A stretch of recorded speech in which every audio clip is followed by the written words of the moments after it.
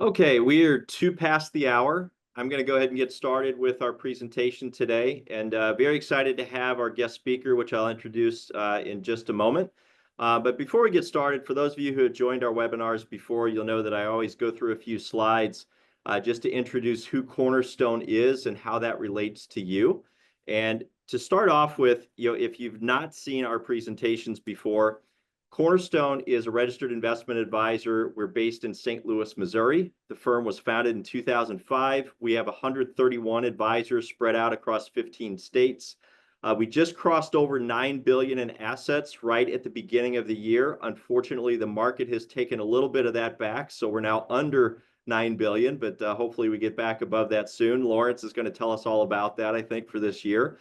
And that includes over 54,000 individual clients. Now, the reason why you may not know who Cornerstone is because we fully support our advisors' branding as whatever they choose. And they're all independent business owners, so they make a decision to brand as something else. We fully support that. So you'll see some of those brand names on the screen in front of you. You'll see Triada over in Illinois, as well as LifeMap Wealth Management. Journey Financial Partners up in Wisconsin. I'll give a shout out to all of you. I think there's a watch party going up in Wisconsin right now, which is pretty cool. But again, all of these brands really kind of fall under both the Cornerstone umbrella, but also the LPL umbrella. LPL is the broker dealer that all of our advisors use. That broker dealer then custodies the assets for your accounts. And if you don't know who LPL is, it's a firm with 1.4 trillion in total assets under management from the clients who are trusting their accounts with their financial advisor.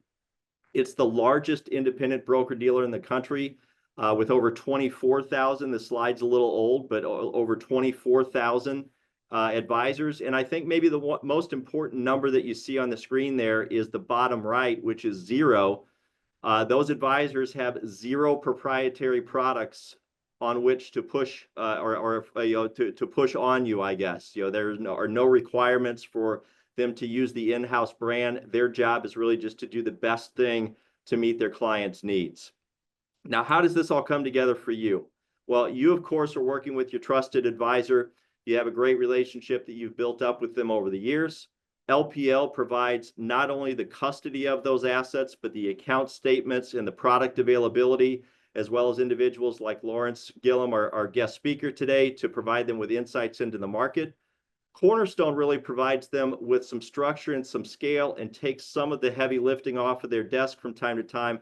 This webinar would be a great example of that. We do the planning for it. We get the compliance approval, and then all the advisor has to do is send that out to their clients, and they don't have to take time away from you, which is their primary goal. One housekeeping note before we get started today. If you'd like to ask a question, you cannot use the chat feature in Zoom. There's no way to raise your hand and ask the question live. The only way for you to ask a question is to email that to me. The email that you see on the screen is what you would use. That's cornerstonewm@lpl.com. No space, no dot in between, but once again, cornerstonewm@lpl.com. I am going to stop sharing my screen, and I'm going to introduce Lawrence Gillum. Lawrence Gillum is the Chief Fixed Income Strategist with LPL Financial. He also sits on the investment committee and is a voting member of the research and research strategic and tactical allocation team. And what that means is he gets to make decisions on where assets should be allocated in different portfolios. So not only is he just the person that shares his insights, he actually gets to put them to work in model portfolios. Prior to LPL, he was with Raymond James as a director and oversaw fixed income research with them. He has his MBA from the University of North Carolina. He has his undergrad from the University of Florida. He's a CFA, or Chartered Financial Analyst, which is one of the more difficult designations in our industry to get, and also holds his Series 7. So Lawrence, I appreciate you being with us today. Well, thanks for having me, but really looking forward to it. I don't know that I've ever been part of a webinar with a watch party, though, so this is pretty exciting. Yeah, I already heard from the advisor who was hosting it, and her advice to me, and I'll just pass this on to you, is basically don't blow it. So that's our goal today. Well, I mean, okay, I'll try my best. All right, well, let's go ahead and get started. Let's jump right in. And what I try to do is break our questions down into four main groups. The economy and geopolitics, I'm kind of lumping them together. Equities, which is really not your area, but I've always felt like the fixed income guys tend to see things happening before the equity market. And I think you have a great insight into maybe some things that might be going on under the hood. Your area of expertise, we also want to talk about fixed income or bonds. And then we're also going to talk about alternative investments as well. Does that sound good to you? That sounds great. Well, let's just jump right in. And by the way, for those of you who have not seen this yet, if you're interested, you can reach out to your financial advisor and you can get the LPL Outlook for 2025.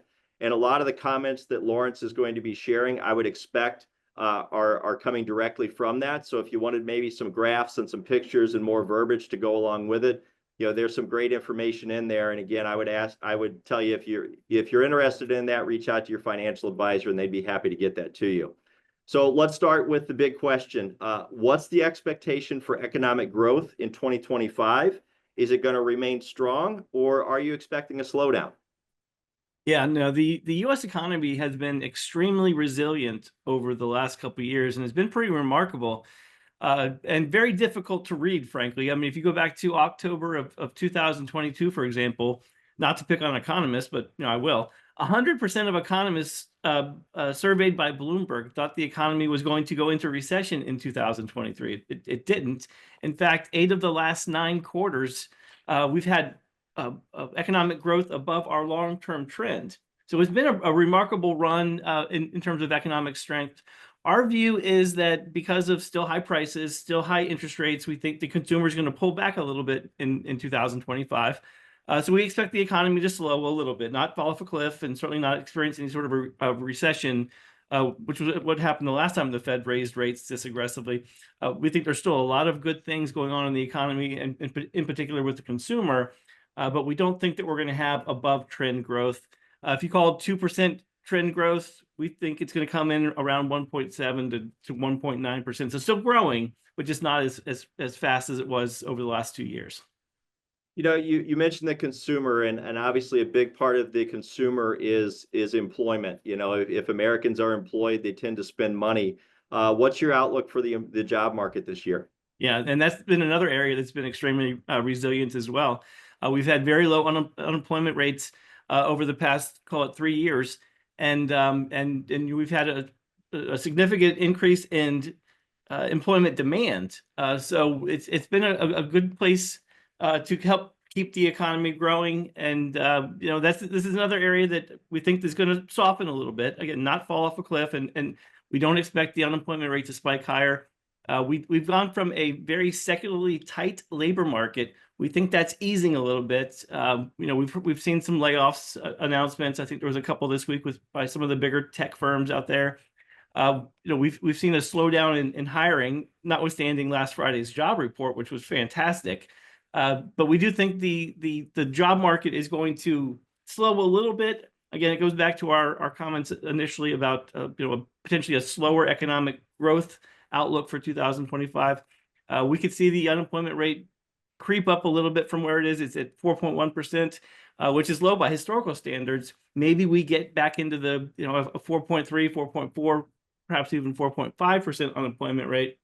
Again, nothing apocalyptic, but we do think that companies, after this giant hiring stage that they've gone through, I think they're going to start pulling back a little bit, or we think they're going to start pulling back a little bit in terms of hiring. So again, a lot of momentum in the job market.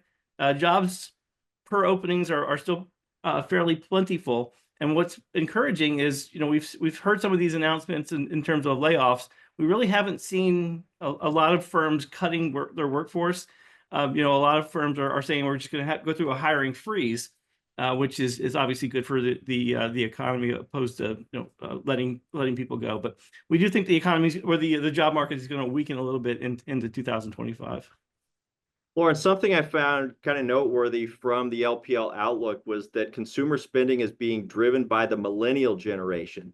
who are now in their 30s and 40s. And I'm old enough to remember a few years ago when that generation was vilified for being lazy and living in their parents' basements and we're never going to get a job. Now it seems like maybe life has happened to them and they got married and they're having kids and they're buying homes and SUVs and going on luxury vacations. That's a huge generation. The millennials are a very big generation. This reminds me of around 1980 when you had another huge generation, the baby boomers, starting to hit their peak earning years, and they drove this 25 plus year of economic expansion. Are we starting to see the same thing happening, led by the millennials?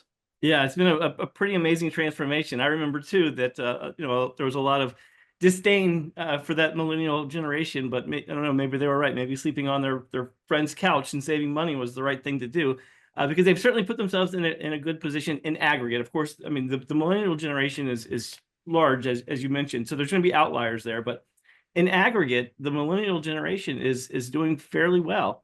They are the second largest contributor to economic growth behind Gen X right now. And what's particularly encouraging about that is that the millennial generation has more discretionary income than other generations, meaning they're not over levered. So they're spending wisely. They're continuing to spend within their means, but they continue to earn and grow their wealth pile. And what we also talked about in the outlook is just the potential for the generational wealth transfer over the next couple of decades. Trillions of dollars are going to flow from the baby boomers and Gen X into the millennials and Gen Z generation to help continue that economic growth. So to your question, I mean, the future looks pretty good with the millennials and Gen Z taking over the reins and continuing to help grow this economy. Well, I'll have to tell my Gen Z kids that they need to contribute to that for sure. It's time to get them off the payroll. I know that much. So I want to talk a little bit about inflation, and you've touched a little bit on this, so inflation kind of moderated from a peak of, let's call it, a little over 7% now to around 2.5%. The new Trump administration is talking about tariffs on foreign goods, extending the tax cuts that were passed back in 2017. We've got strong job markets. That sounds like it could be inflationary. Is it?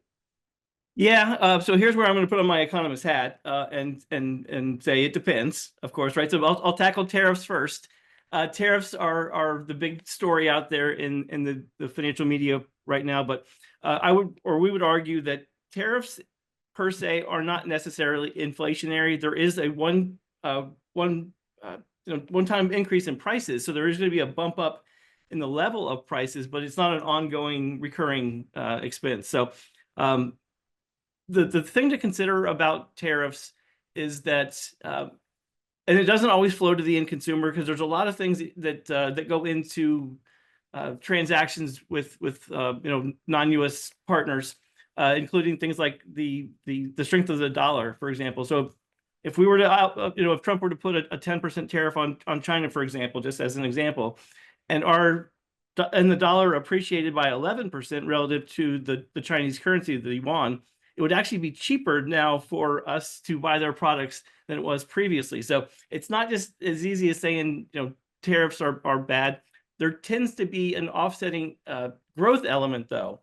So even if it's not inflationary, the increase in prices tends to have an impact on growth. So net tariffs, it depends on kind of how they're structured and if there's any sort of retaliatory tariffs levied upon us after these tariffs are levied upon their country. But I think the bigger impact, the bigger question is on the economic growth side. The increase in prices, or the one-time increase in prices, does tend to offset economic growth. So the inflationary story, we think, is cooling. We think it's coming back to the Fed's 2% target.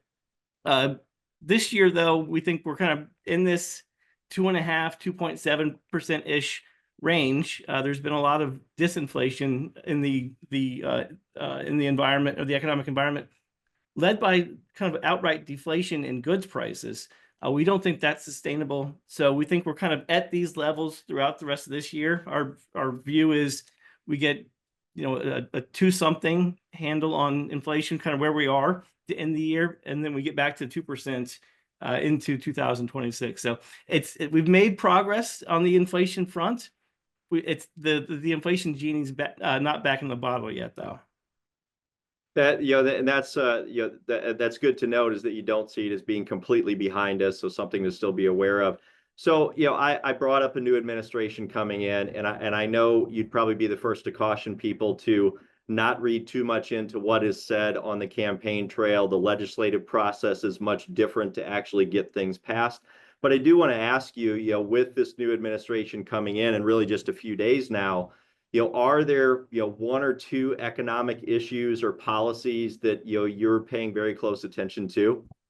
Yep. So I guess the kind of the narrative is that there's 5 Ds to pay attention to with the new Trump administration. You have deficit spending, particularly coming in the form of tax cuts that should be stimulative to growth. We have deregulation, particularly around energy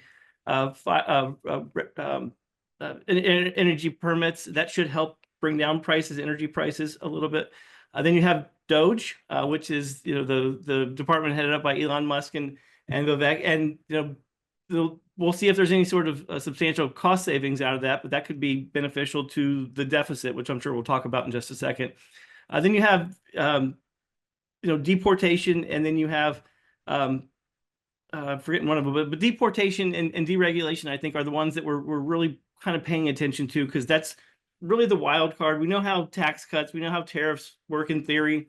Doge is again, something that we're not putting too much faith in, but the deportation effort, as well as the deregulation effort, could have offsetting growth impacts.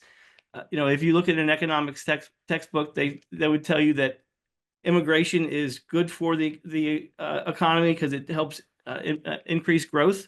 And then, when you have deregulation, that tends to increase growth as well. So when you start to deport folks out of the country, that's going to have a negative impact on growth in theory, with the deregulation potentially increasing growth. So there's a lot of moving pieces here. And to your point, these were all campaign trail promises, and those don't always work, particularly when you have such a small majority within Congress. So it'll be interesting to see how this plays out. Certainly the timing of these things are important as well. There's been a lot of talk about implementing tariffs on day one. If that's truly the case, that's going to have a bigger economic impact than some of the other things that we're talking about. But it could be a pretty interesting 100 days once Trump is back into office.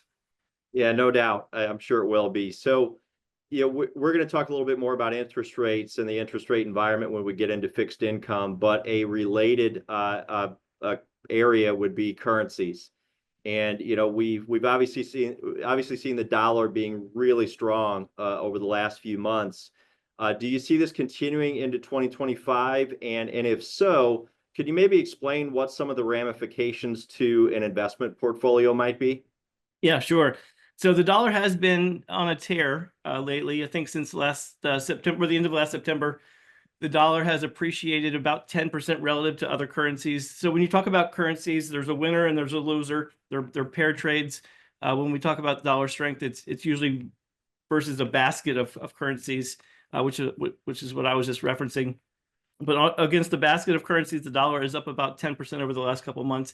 That does have an impact on the cost of goods that that we sell to the rest of the world, right? It makes our goods and services more expensive when we have a stronger dollar, because their currency is effectively worth less, not worthless, but just worth less, and that just makes our goods and services more expensive. The incoming administration has said that they want a weak dollar to make our goods and services more, cheaper than otherwise would be the case if there was a strong dollar in place. We'll see if that happens. What typically happens, though, with currencies is that the money tends to flow into the areas that have the higher interest rates. So if the rest of the world is cutting interest rates, that makes the potential for the dollar to continue to appreciate relative to these other currencies. And that's what's happened lately. We talk about, I'm sure we'll talk about the Fed and interest rate cuts, but as the rest of the world has really started cutting interest rates, the Fed has cut rates as well, but our long-term interest rates have moved higher. I'm probably talking about that too. But the rest of the world is cutting interest rates at a pace that's more significant than what we're doing, and that has led flows to out of these other currencies into our currency. That has impact certainly on economic demand for our goods and services, but it does have an impact on investments as well. For example, if you were to invest in a kind of a non-US developed bond, for example, that's in a currency that's in a yen or a euro or even the UK pound, that's going to depreciate against our dollar, so it's going to make that investment worth less as well. So the strong dollar has negative implications on foreign investments, as well as the foreigner's ability to kind of buy our goods and services cheaply. So I guess maybe an easy way to think about it is spend money on a European vacation, but don't spend money on a European bond. Right now is a great time because given the strength of the dollar, European, and we've seen a lot more international trips this year and in upcoming years because of the strength of the dollar. No doubt, no doubt. Speaking of just the areas outside the United States, needless to say, there's a ton of turmoil around the globe right now. When you start to think just kind of geopolitically, the macroeconomic environment for the globe, are there any areas of particular concern, maybe outside the United States, that you're paying attention to? There's always geopolitical events on the horizon, and if you only kind of paid attention to geopolitical events, I don't think anyone would ever invest in markets because there's always a lot of concerns out there.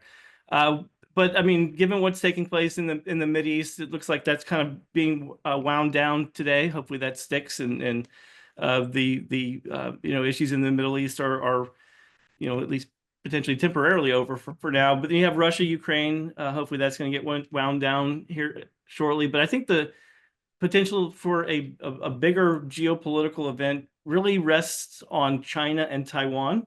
So China has been, saber rattling for years about Taiwan and China's interest in the South China Sea.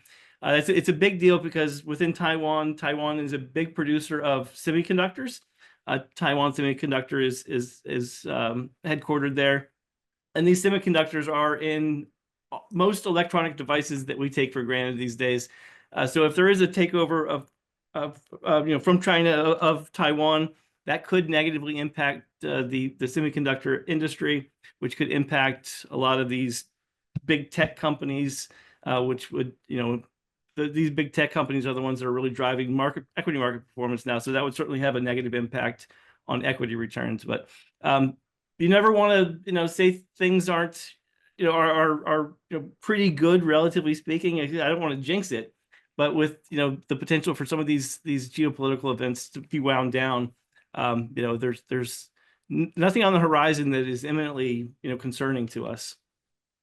Yeah, it's a very good point. These things. We've had world wars in the past. We've had major conflicts between nuclear powers in the past, and the good news is at least historically speaking, they have eventually ended, and that's probably been a very good thing for investors.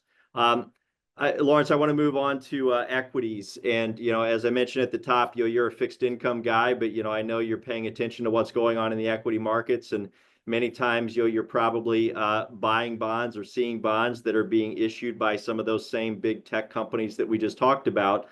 So what was interesting to me was the title for the stock market section of the LPL Outlook was a more measured approach to 2025. At a really high level, what is LPL saying here? Well, yeah, I think what we're trying to convey is that the last 2 years have been spectacular in terms of equity market returns, and that these next 2 years may not be as great as the past 2 years. In fact, one of the main reasons why we named our outlook pragmatic optimism is because of what's taking place in the equity markets recently. 20+ percent returns out of the equity market, out of the S&P 500. It doesn't happen all that often. In fact, it's only happened 4 other times in the history of the S&P 500. 3 of those times resulted in the subsequent 2 years to generate negative returns for the equity markets. The one time it didn't, it was 95, 96, and that equity run continued into what turned out to be one of the big bubbles, the IPO market and the tech bubble that imploded back in 2001. So we're in rarefied territory here. The last 3 out of the last 4 times, it hasn't been a great market for equity returns. We do think, though, that given the momentum, given the macroeconomic environment, given the fact that we just talked about the geopolitical event, it seems like it's coming down, the temperature's coming down a little bit there. We do think that the equity market still has some room to run. We don't think we're going to get another 20% type year out of the equity markets, though. And I think something that's probably leading to that, and this was also touched on in the outlook, is where valuations are. After you've had 2 back-to-back 20% years, there's a very good chance that the price that you're paying for a company's earnings has gone up, and no doubt it has. Specifically, what was mentioned in the outlook was the earnings growth of the so-called Magnificent Seven. So we're talking about Amazon, Google, Microsoft, NVIDIA, Apple, Meta, formerly known as Facebook, and Tesla. These stocks have done incredibly well. They've driven most of the market's returns. But you're starting to see that they're still growing, and they're still growing in a very strong way. But the amount of growth that is outpacing the rest of the market is starting to narrow. So, what are the broader implications of this basket of stocks being so overvalued? Yeah, no, for sure. Valuation is a big concern for us here in LPL Research. To your point, the Mag 7, the Magnificent Seven, has really been the primary driver of equity market returns over the past year. If you look at the S&P 500, the S&P 500 was up about 25% last year. The equal weighted S&P 500 index, which spreads out the weights a little bit, more to these other 493 names, that was only up 13% last year. So there has been a big divergence in returns from the Mag 7 versus from those other 493 names. And it has been primarily because of strong earnings. The Mag 7 have been, the primary generators of earnings over the past few years. We think that's going to moderate over into 2025 and into 2026. The good news is that we think that the equity market's going to broaden out in terms of leadership. It's not just going to be the Mag 7 anymore. It'll be a more equitable distribution throughout the entire 500 names of the S&P 500. Probably won't get, and that's another reason why we don't think we're going to get another 20% plus years, because you're going to have broader participation in that index. You're going to have a high single digit, low double digit type return, which is kind of consistent with history.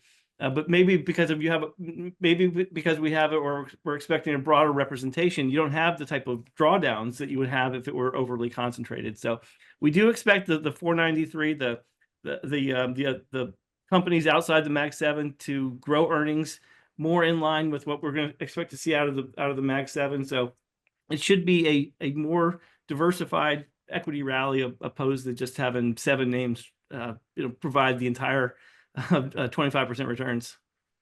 Two things I would say to that. One is, I think after 2 back-to-back 20% 20% returns, low single digit, high, or I'm sorry, low double digit, high single digit doesn't sound bad at all. Sure.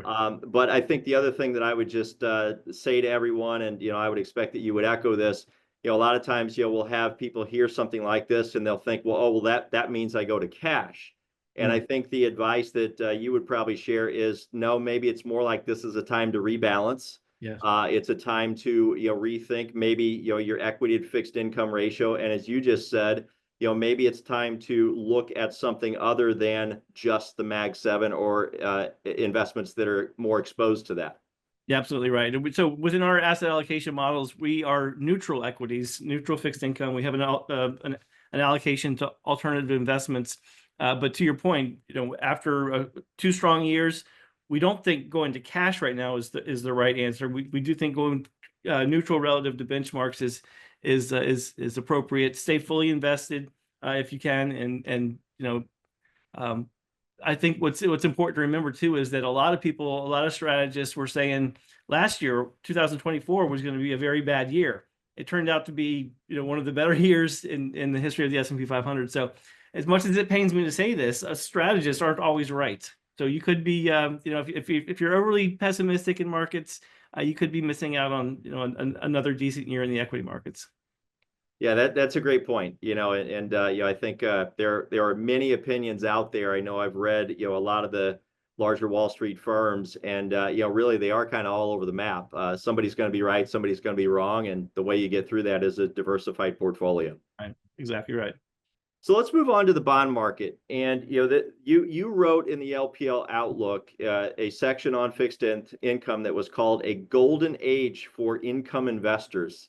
That sounds wonderful. What does it mean? Yeah, no, I think fixed income people get a bad rap saying that we're always pessimistic, we're always negative. But I think right now the opportunity set for income oriented investors, I would argue, is the best we've seen in 20 years, right? So for those investors that can buy bonds, hold to maturity, you can really capture a lot of income right now. You can build portfolios of individual bonds of high quality fixed income that it's generating 5.5%, 6% levels of income without taking on a lot of credit risk, without taking on a lot of interest rate risk. So you can really, go out, call it 5 years, lock in your income returns and just clip coupons for the next 5 years, and you should be totally satisfied with a 5.5%, 6% ish type return, especially if the equity markets aren't expected to return a lot over the next, call it, decade, which a lot of these same strategists are saying the next decade is going to be a low rate or a low return environment for equities. If you can lock in 5.5% with high quality fixed income over a 5-year horizon, that's really the genesis of that golden age. Because prior to COVID, remember, we were in a very low interest rate environment. The 10-year Treasury yield, hit its all-time low around 60 basis points. So investors really had to take on a lot of additional risk just to generate income. We're past that now. So there is a really a good opportunity set to invest in things like investment grade corporate bonds, even Treasury bonds, and then hold to maturity and really capture a lot of this income right now. Bonds have obviously been a tough place to be the last Yeah. couple of years. We were in a rising interest rate environment, and what that means is interest rates are moving up. The bonds that you own, the value is going down because that income is not competitive with what's currently being offered in the marketplace. So, based on what you just kind of laid out of this golden age, what has to go right for what you're laying out to work, and what could go wrong to maybe make that change? Yep. So we really need to. So the way I've been explaining this is you really have to think about fixed income investment in two different ways. The income oriented way that we just talked about, where you can buy bonds, hold to maturity, and just clip coupons. The other way is part of that 60-40 portfolio where you're managing against the benchmark. Your 40% allocation of fixed income is generally benchmarked to something like the Bloomberg Aggregate Bond Index, which is the core bond index. And in that environment, the 60-40 portfolio has not done great.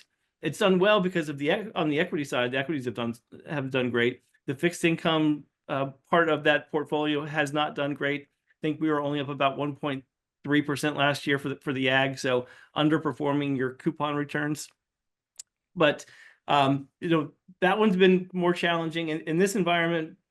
We're neutral at fixed income. We're neutral interest rate duration, meaning we have the same sort of interest rate sensitivity to our benchmark, because we don't want to take on big directional bets on interest rates given the volatility that we're seeing in interest rates. That said, my year-end target for the 10-year Treasury yield is around 375 to 425. We're around 465 now. So if we're right and we do get the 10-year Treasury yield back down to around 4%, for example, that means you can potentially generate kind of high single-digit, low double-digit returns out of high-quality fixed income. The risk to that, of course, is that interest rates continue to move higher. But we talked about this earlier. We don't think the inflation genie is back in the bottle. We don't think rates are, or a recession is on the horizon, so we don't think rates are going to rally significantly from current levels. But even a 50, 60 basis point decline in long-term interest rates should help generate pretty attractive returns relative to what we've seen over the past couple of years. You gave me an opportunity to dig a little bit deeper on the interest rate environment. So, the Fed started cutting rates, the Fed funds rate, and what that affects for investors is money market rates, maybe savings accounts rates, kind of shorter term type instruments. But the whole time that the Fed was cutting rates, you really started to see the longer term bonds, let's use the 10-year Treasury as the proxy for that, moving up. And you just touched on that where you're looking at it today at about 460. Just a couple of days ago, it almost touched 4.8. Why is that happening? Why, when the Fed is cutting rates on the short end, we're seeing the longer term rates going up? Yeah, no, it's certainly unusual. And I just recorded a video on LPL.com, a Street View video about this same exact topic, because it is pretty unusual. Generally, what happens when the Fed starts to cut rates, you tend to see interest rates along the entire U.S. Treasury curve come down as well. It hasn't happened. The 10-year Treasury yield, or I'm sorry, the Fed has cut interest rates by about 1% since the Fed started cutting rates. The 10-year Treasury yield is higher by about 1%. It's the only other time this has been kind of worse is back in 1981, where the Fed was cutting rates and the 10-year Treasury yield was higher by about 1.5%. So we are in pretty rarefied territory. And think about back in 1981, we were at the heights of the highest inflationary pressures that the country's ever seen, and we're certainly not there now. So why are interest rates going up, despite the fact that inflationary pressures are coming down? And what I've been calling it is it's really just a normalization. So if you look at the Treasury yield curve that looks at, call it 2-year Treasuries out to 30-year Treasuries, there's a curve that goes along with that. The difference between, call it 2-year Treasury yields and 30-year Treasury yields was very small. In a normally functioning economy, when recession risks aren't on the horizon, when inflationary pressures are coming down, when the Fed may be getting close to the end of its rate cutting campaign, the curve is supposed to steepen. So what we're seeing right now is just a normalization of a yield curve that was too flat. Remember, up until last year, we had the deepest inverted yield curve outside of 1981, meaning the 10-year Treasury yield was significantly below the 2-year Treasury yield. That's just not a normal functioning bond market. So we're starting to see that remedy itself. We're starting to see that move back to a more, again, normal shaped Treasury yield curve. And what's been relatively encouraging, the driver of the sell-off hasn't been concerns about inflation. If it were concerns about inflation, the Fed would probably need to raise rates in that environment to offset those concerns. This has been a better economic growth story, meaning, again, the recession risks are getting priced out of markets. So it's on the back of a stronger economy. There's been some additional concerns, call it, about the deficit and supply-demand dynamics with treasuries. But for the most part, this is just because the economy is in a better spot than a lot of people thought, including the bond market. Again, this pains me to say this too, but everyone looks to the bond market as where all the smart people are. But the bond market has been 100% wrong over the past couple of years. The bond market's been pricing in recession. The equity market's been pricing in a still resilient economy. The equity guys got it right, and the bond market didn't this time. So it's really just a normalization process. So Lawrence, just for those folks that when they hear yield curve, they're not quite sure what we're talking about. Essentially, what we're saying is short-term rates are here, 2-year yields might be here, 5-year yields, and it just basically you plot those along a line, and they're either going to be up, down, sideways, flat, and it does give you kind of a sense of what's happening in the overall economy. Speaking of the short term, so again, we're talking about Fed funds. I think you already touched on this a little bit, but are we finished with the rate cuts here, or do you think you'll continue to see those from the Fed? So we do think that the Fed is going to cut rates again this year, maybe twice. Certainly depends on the inflationary environment, the economic data. Markets right now are expecting a rate cut in the summer months, and then there's a 50% probability of another rate cut towards the end of the year. That seems right to us, although if interest rates stay elevated and inflationary pressures don't come down as we expect them to, maybe there's fewer cuts that the Fed does. And this wouldn't be unprecedented. If you look at kind of 95, 96 time periods, this is kind of that that period that people point to in terms of the Fed engineering a soft landing, the Fed cut rates 3 times in 95 and then held for over a year. They actually ended up raising rates one more time and then held for another year as well. So it wouldn't be unprecedented to have the Federal Reserve stop cutting rates right now, see how the real economy handles lower rates, if it does significantly reignite inflationary pressures or not, and then then make a move after that. Our view, though, is again still high prices, still high interest rates. It's gonna negatively impact consumer spending. So maybe we get 2 this year, but we could be very close to the end of the rate cutting campaign, absent any sort of economic slowdown. So you mentioned earlier that we were going to touch on deficits, and I think your answer is going to maybe be where we do. In the outlook, for the bond market, you asked the question: are bond vigilantes heading for the U.S.? First of all, could you explain what a bond vigilante is, and then maybe just expand on that as to why you posed that question? Yeah, so I mean, we could spend a whole hour on this topic just by itself, but so bond vigilante was a term coined in the 80s. It was a time where the bond market wielded considerable sway over policy decisions.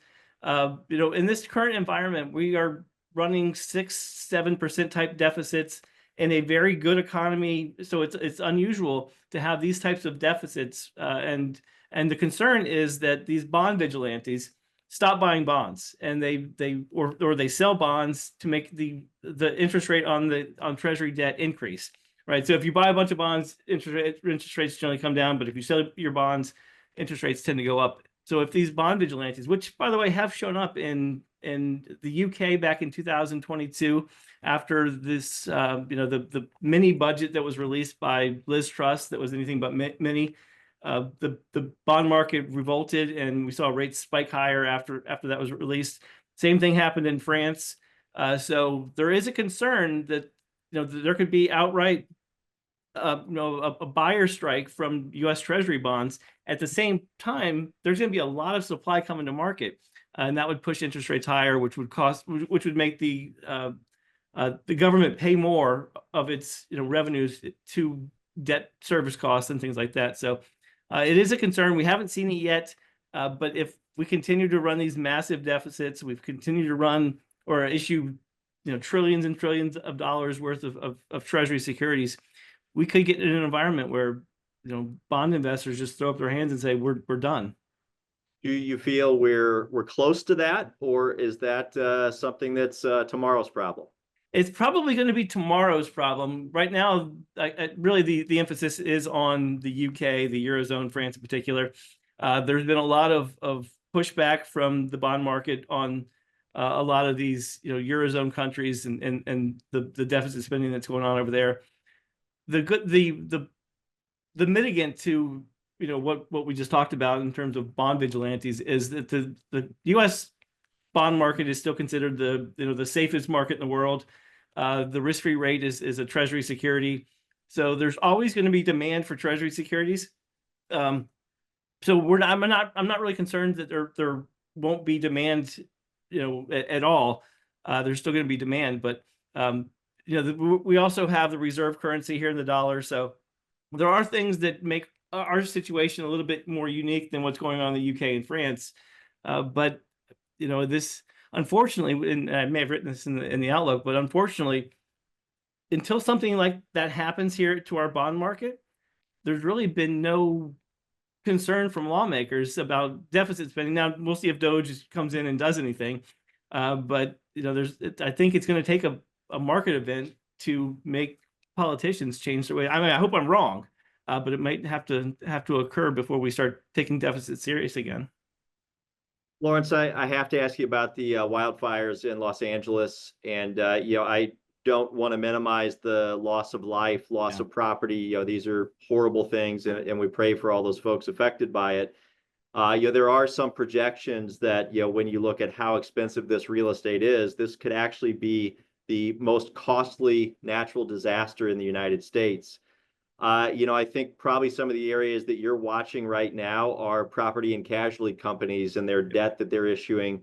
That could that spell problems for not just the bond market in some of those specific areas, but could that even spill over into the equity market? Yeah, no, I certainly want to echo your comments at the beginning that this has nothing to do with the human toll and the destruction out there. I mean, that's just it's a horrible picture. We certainly hope everyone is safe and is able to, rebuild in a timely fashion. But from an investment perspective, it doesn't look like a lot of insurance companies have had a big footprint in those markets. I mean, I guess some of the horror stories is that you hear about some of these insurance companies not writing policies or even canceling policies before these events happened. The bigger issue could be related to California's state government or even the federal government coming in to pay some of these claims. There was a California owned and operated insurance company, Fair, out there that was doing a lot of the hole plugging in terms of insurance coverage. So I think the government is going to be on the hook for a lot of this damage and rebuilding. So from an equity perspective, we don't foresee a big impact on the equity markets, on the insurance companies. Fixed income, similar type story. One of our kind of active bets in our models, we've owned preferred securities for quite some time, and like preferreds a lot, but preferreds are issued by banks and insurance companies. So we've been talking to our preferred manager about the impact on these insurance companies, and from their perspective, it's manageable.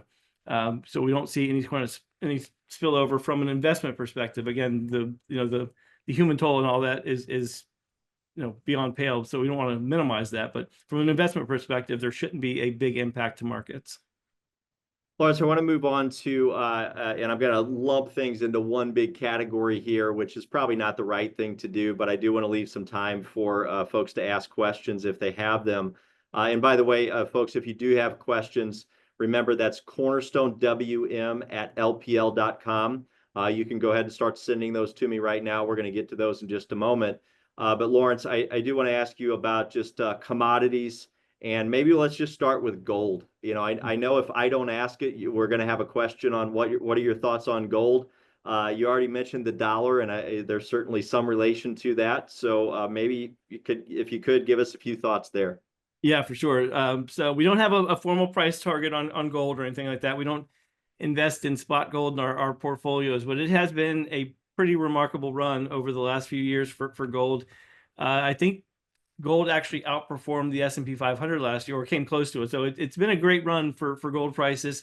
And to your point, it typically doesn't happen when the dollar is rallying and interest rates are moving higher. That it tends to underperform in that environment.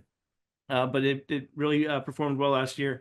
The reason why it's done so well is there's been a lot of central bank buying of gold out there. So I guess one of the negatives of confiscating Russia's assets, it really caused a lot of other countries to diversify out of dollar assets, and they've been putting a lot of their assets into gold. China and in fact Poland have been big buyers of gold to kind of build up their reserves. So it has been one of these environments where there's been indiscriminate buying, regardless of what's happening in the macro environment, because of these central banks that continue to buy gold. That's flowed into retail sectors. We're seeing a lot more retail flows into gold ETFs. That should help support gold prices. And then, of course, you have the phenomenon of being able to buy gold at Costco. There was a lot of individual gold bullion out there for retail purchases, which is again something that we don't see very often, but that helps support prices as well. So our view is that we think gold's going to be in this environment for a little bit longer. If interest rates continue to move higher, if the dollar continues to strengthen, though, we would expect a pullback in terms of gold prices. But it's been a pretty fun thing to watch. Yeah, I had a few more questions for you on commodities, but I think what we'll do is maybe just skip forward on those, and we will go to some of the questions from our audience. And again, that's Cornerstone WM, no dots, no spaces, Cornerstone WM @lpl.com. I will just give you one quick caveat. If your question has anything to do with cryptocurrency, we're not allowed to answer it. So you can ask it, but I won't be able to share that with Lawrence, and we won't be able to give you an answer. Just our compliance department has already passed that along to us. So Lawrence, I do have a question. And the first one is, given your expectations that interest rates will ultimately decline, at what level of rates would you consider favoring fixed income over equity? For instance, would you temporarily adjust a 60-40 allocation to 50-50 under such conditions? It's a great point. It's a great question. I guess it comes down to time horizons. If this is something that more on like a tactical basis, it's a short-term horizon. Our view is that we're keeping the 60-40. We would argue an equal probability of rates continuing to move higher or even falling a little bit. So there's more positive potential out of equities in the near term than what we expect out of the fixed income markets. On a strategic basis, though, if you have a 10+ year time horizon, in our strategic models, we've been tilting those models in favor of fixed income because of the valuation disparity between equities and bonds. If a lot of these strategists are right, and over the next decade you see equity returns in that 5 to 7-ish% type range. I think Goldman came out recently and said 3% over the next decade, which seems pretty low. But if we are in a low returning interest rate environment over a decade type period, and you can buy a 10-year treasury yield that's around 5%. Now, if we continue to see rates go higher, that makes that decision a little bit easier on a strategic basis. But the fixed income market is offering a lot of value over long periods of time, but over short periods of time, though, there is still going to be a lot of volatility on the interest rate environment, particularly as the new administration comes in and we get further detail on fiscal plans. So if your time horizon, so long story short, if your time horizon is on the long end, if you're a strategic investor, it might make sense to tilt your portfolios depending on risk tolerances and goals and things like that. Of course, you can't forget those because fixed income is offering a lot of value at this point relative to equities. So this next question, this is clearly coming from an investor who is very well read, and you might even have to explain this one to me. But the question is, how well can the Fed maintain its independence given the shadow Fed chair proposal from Scott Bessent, the nominee for Treasury, I believe? Yeah, no, that's a fantastic question, it is a question. I'll go back to what the current chair Powell has said, that they're going to maintain their independence regardless.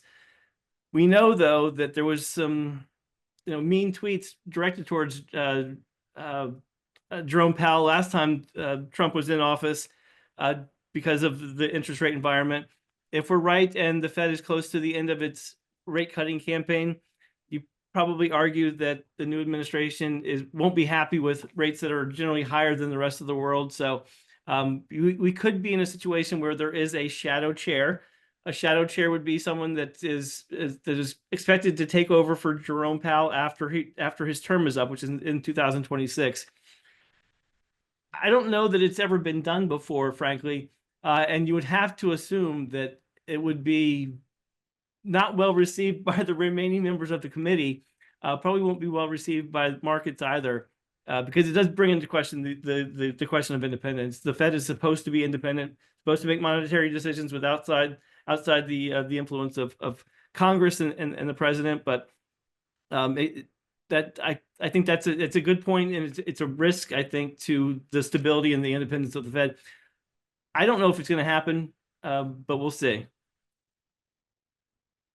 Well, Lawrence, I can't thank you enough. This was great. And for everyone, you probably noticed when you came in, this is being recorded. So, if you missed a part of it at the beginning, if you want to share this with a friend, it will take a few days for us to kind of run this through compliance and get it approved, but we'll be available to share with folks in the not too distant future. But again, Lawrence, really appreciate your time today. Really appreciate you sharing your thoughts, and have a great day, everybody. Thanks. Bye-bye.